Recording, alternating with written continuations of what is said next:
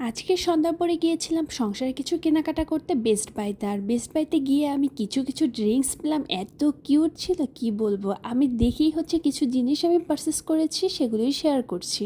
আমি মূলত বাজারে প্রচলিত ড্রিঙ্কসগুলো একদম অ্যাভয়েড করার চেষ্টা করি, বাট আজকে কি যেন দেখেই কিনে ফেললাম। দেখতে অনেক বেশি কিউট ছিল।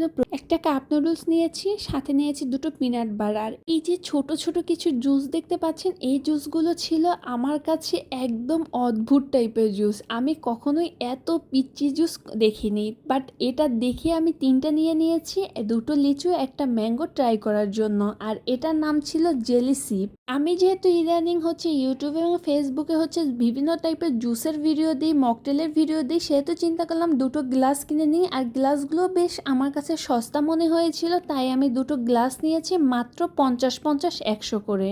সাথে আমি এই দুটো মকটেল রেসিপি করার জন্য একটা স্টিং এবং ফ্রেশ মোহিতো নিয়েছি। আমার কাছে ফ্রেশ মোহিতোটা বেশি করে বরফ এবং লেবুর রস দিয়ে খেতে বেশ ভালোই লাগে। আমার পুরো কেনাকাটার ভিতরে এই যে জেলি সিপের পটটা আমার কাছে ভীষণ ভালো লেগেছে। আজ এ পর্যন্ত। Thanks for watching.